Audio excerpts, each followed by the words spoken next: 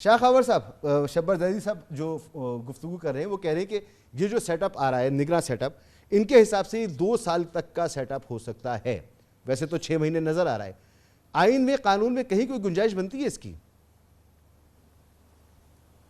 دیکھیں، یہ شبر زیدی صاحب کا اپنا ایک خیال ہے. وہ چونکہ خود اکانومسٹ ہیں اور وہ اکنامک کنٹینیوٹی کی وجہ سے شاید یہ بات کر رہے ہیں کہ یہ 2 سال سے زیادہ عرصہ جو ہے یہ چلنا چاہیے.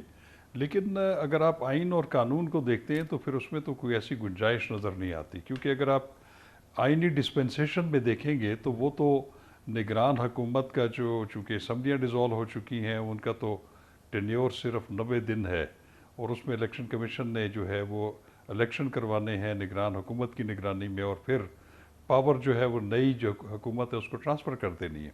لیکن اب چونکہ یہاں پہ ایک اور جو سامنے ایک چیز آئی ہے جو آئینی ریکوائرمنٹ ہے، جو ابھی حالیہ ڈیجیٹل جو سینسس ہوا ہے اس کو جو نوٹیفائی کر دیا گیا ہے، تو اس میں پھر قومی اسمبلی کی جو نشستیں ہیں ان کی ڈی لمیٹیشن ہونی ضروری ہے، اور اس میں تقریباً 120 دن جو ہے وہ درکار ہوتے ہیں الیکشن کمیشن کو. اس کو ملا کر تو میں سمجھتا ہوں کہ یہ کوئی 6 ماہ سے زیادہ جو ہے یہ نہیں جا سکتا. وہ پھر اگر اس سے زیادہ آگے جائے گا تو وہ پھر ہمارے کانسٹیٹیوشنل ڈسپنسیشن سے آگے بات چلی جائے گی، تو شاہ تو خاور جس کی صاحب، تو کوئی گنجائش موجود معذرت نہیں ہے. آپ کی بات منقطع ہو رہی ہے.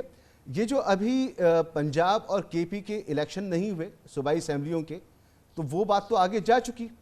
عدالتی فیصلے آئے، ان کو نہیں مانا گیا، بات تو آگے جا چکی.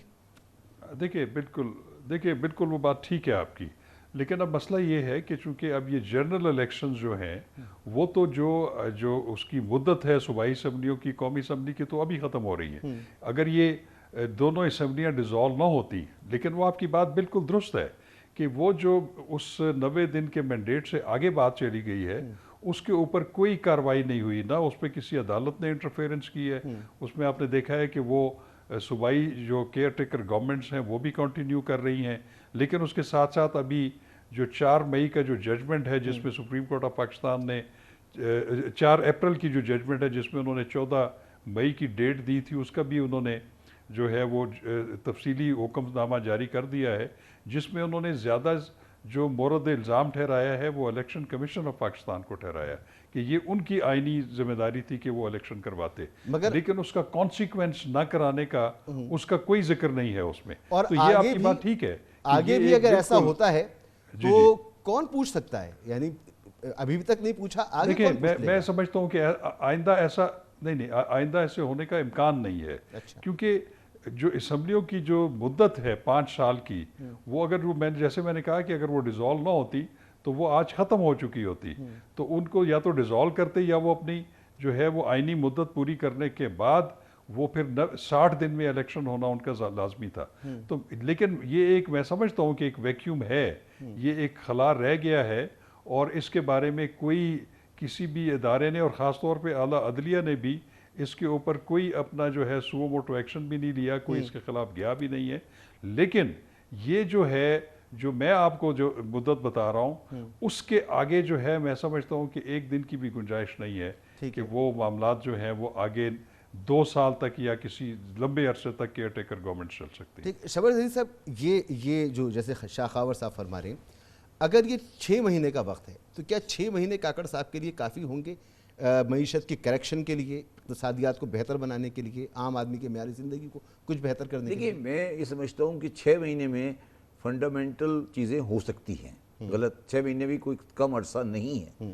مگر میں جو بات کہنا چاہتا ہوں وہ یہ ہے کہ پاکستان کے معاشی اور معاشرتی حالات کا ہم صحیح ادراک نہیں کر رہے. ہمارے میں کیونکہ آپ نے ابھی بات کی کہ پرائیویٹائزیشن ہونی ہے، آئی پی پی بائی کرنے ہونا ہے، آئی پی پی بائی کرنا ہے. سر اتنے عرصے میں تو ہماری ڈیو ڈیلیجنس نہیں ہوتی. یہی تو میں عرض کر رہا ہوں، یہی تو میں عرض کر رہا ہوں. اسی لیے تو میں نے ایس ایف آئی سی کی بات کی ہے نا. یہ کیوں آیا ہے؟ بیسیکلی اس لیے آیا ہے کہ ڈیلیجنس کے بغیر بیچنا ہے آپ کو.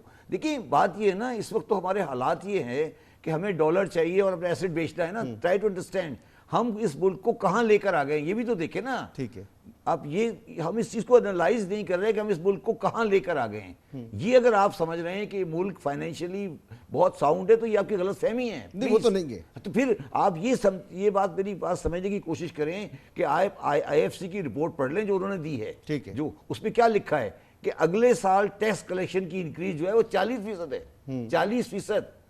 40% برکس نکل جائے گا. برکس نکل جائے گا. نہیں پہلے ہی نکلا ہوا ہے. برکس نہیں نکل جائے گا. اگر انہی کو ٹیسٹ کیا تو برکس نکل جائے گا. مگر اگر ریٹیلر کو ٹیسٹ کرنا ہے تو کون سی گورنمنٹ کرے گی یہ بتائیں نا مجھے ذرا. ان کی ہمت ہے پولیٹیکل پارٹیز کی, یہ کر سکتے ہیں؟ بتائیں مجھے, آپ سمجھائیں. تو ریٹیلر پہ ٹیکس نہیں لگا سکتے آپ جو بات کہہ رہے ہیں, ریٹیلر پہ نہیں لگا سکتے, زراعت میں لگا سکتے. شاہ خاور صاحب ایک اور اس تمام ہلچل میں اور اس تمام دھما چوکڑی میں ایک اور معاملہ ہے, وہ یہ کہ ایک پولیٹیکل پروسیس نے بھی چلنا ہے, الیکشن کی طرف ہمیں جانا ہے. میاں نواز شریف صاحب کی واپسی, اس پر بڑا انحصار ہے خاص طور پہ پنجاب کی سیاست کا. Supreme court procedure and practice bill جو ہے اس کو اڑا کے رکھ دیا ہے عدالت نے. اس کے بعد کتنا امکان اس بات کا موجود ہے کہ میاں نواز شریف صاحب کی واپسی ہو سکتی ہے؟